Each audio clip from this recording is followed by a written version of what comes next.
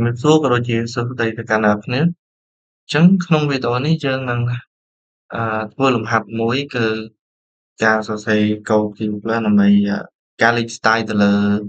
text នៅពេលដែលយើង run ទៅក្នុង console ហ្នឹងរាល់ដងអក្សរយើងគឺធម្មតាមានពណ៌សអ្នកគ្នាហើយយើងមិនអាចលេង style លេងអីវាបានទេអញ្ចឹងវីដេអូនេះខ្ញុំបង្រៀនអ្នកគ្នាអំពីការលេង style ទៅលើអក្សរទាំងអស់នោះអញ្ចឹងខ្ញុំឲ្យអ្នកគ្នាមើលមួយគឺការលេង style បែបនេះអ្នកគ្នាយើងលេង style ពណ៌ទៅលើអក្សរយើងលេង style background យើងអឺលេងឲ្យវាដិតឲ្យវាមានបន្ទាត់នៅពីខាងក្រោម style អក្សរ trade style អក្សរឆូតហ្នឹងហើយអ្នកគ្នាអញ្ចឹងយើងចាប់ផ្ដើមសរសេរកូដដូចទៅអ្នកគ្នាចាប់ផ្ដើមតែម្ដងទៅអញ្ចឹងកូដយើងដំបូងដូចរាល់ដងដែរអ្នកគ្នាគឺ include iostring using name space std in main return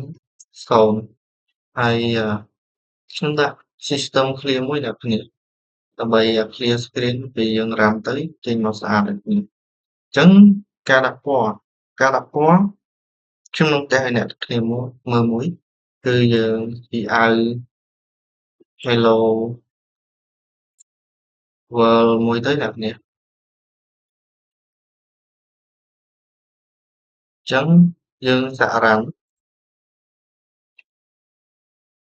ឃើញថាមានពណ៌ទេអ្នកគ្នាអញ្ចឹងយើងធ្វើការលេងពណ៌ទៅលើ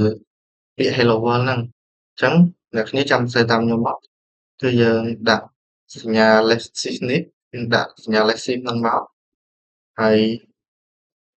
យើងដាក់ double quote អញ្ចឹងពណ៌គឺយើងដាក់នៅក្នុង double quote ហ្នឹងហើយអ្នកគ្នាយើងសរសេរអីខ្លះអញ្ចឹងយើងដាក់0.33យើងបើកគ្នាមួយមកហើយយើងបិទវិញជាបាត់យើងគ្រាន់តែបើកបានទេអ្នកគ្នាហើយយើងដាក់31M អូខេអញ្ចឹងយើង copy វាមកយើងមកដាក់នៅចុងនេះហើយយើងដាក់ថា0វិញអញ្ចឹងអ្នកគ្នាកន្លែងនេះគឺជាកន្លែងដែលយើងផ្ដើមថាឲ្យពណ៌ចេញពីកន្លែងហ្នឹងទៅអ្នកគ្នាហើយពណ៌បញ្ចប់នៅត្រឹមនេះអ្នកគ្នាអត្ថន័យកន្លែងហ្នឹងគឺបែបហ្នឹងហើយឥឡូវយើង run មកអ្នកគ្នាមានបញ្ហាអ្នកគ្នាដោយសារខ្ញុំអត់បានបិទអក្សរ M ចោលអ្នកគ្នាមិនមែនបិទអក្សរ M ទេអ្នកគ្នា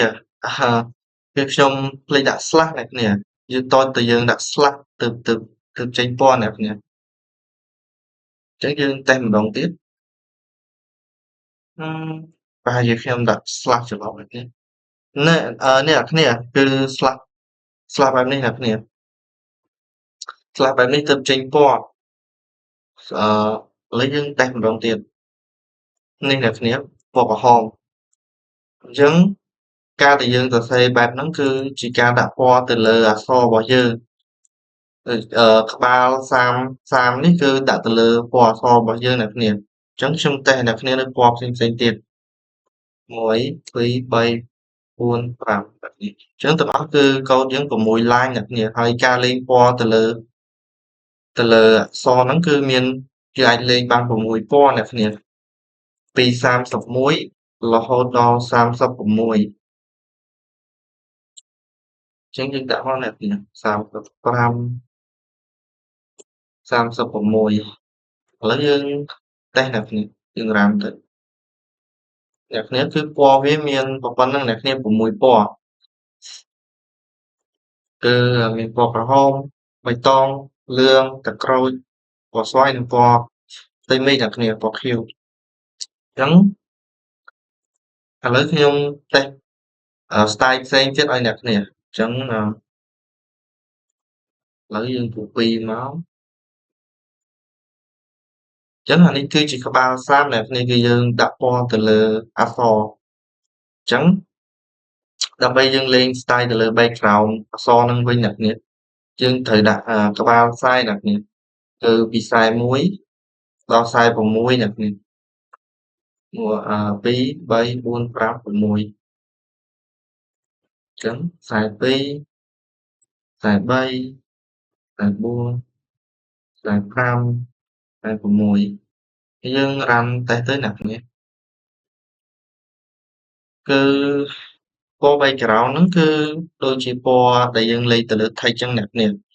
បើយើងដាក់41វាចេញពណ៌កាឈូកអានេះគឺ31អ្នកគ្នាចឹងនេះជាការលេង style ទៅលើ background ចឹងមាន style មួយចំនួនទៀតអ្នកគ្នាគឺ style មួយទៀតគឺខ្ញុំរកណាស់សិនគ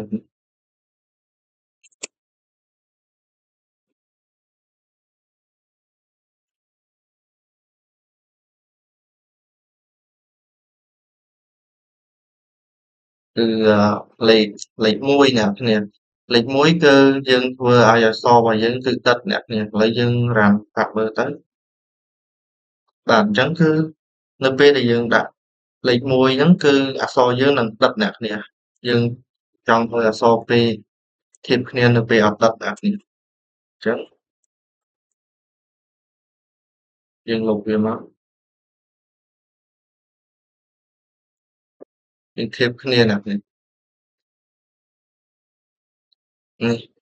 នៅពេលដែលយើងសរសេរអត់ដាក់ពណ៌យើងអត់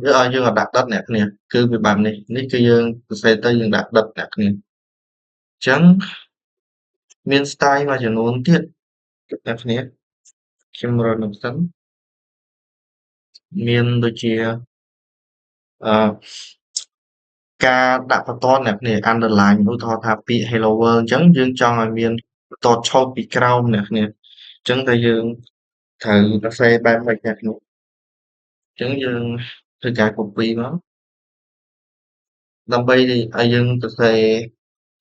អឺឆូតបន្ទាត់ពីក្រោមបានគឺយើងប្រើ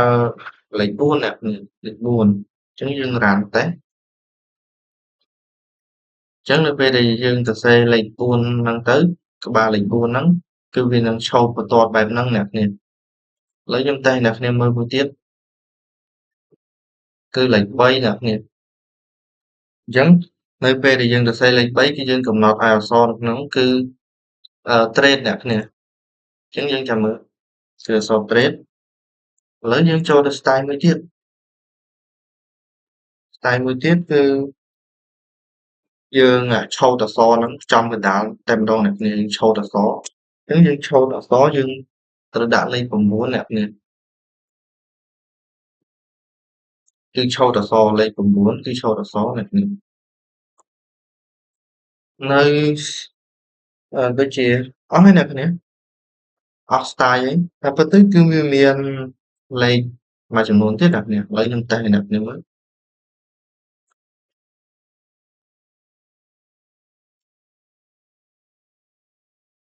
បើយើងដាក់លេខ0អ្នកគ្នាបើយើងដាក់លេខ0គឺវាដូចតែយើងអត់ដាក់អញ្ចឹងអ្នកគ្នាគឺចេញមកបែបហ្នឹងដូចតែយើងអត់ដាក់អញ្ចឹងអ្នកគ្នាអត់មាន style អីទេហើយមួយទៀតនោះគឺការការមិចបញ្ចូលគ្នាអ្នកគ្នាការមិចបញ្ចូលគ្នារវាង style ក្បាល34ក្បាល30និងក្បាល40អ្នកគ្នាអញ្ចឹងខ្ញុំនឹងដាក់ឲ្យអ្នកគ្នាមើលខ្ញុំដាក់ក្បាល40 42ហើយមួយទៀតនឹងក្បាល31អ្នកគ្នាតើផលជាបែបណាយើងរ៉ាំអឺគឺខ្ញុំសរសេរខុសអ្នកគ្នា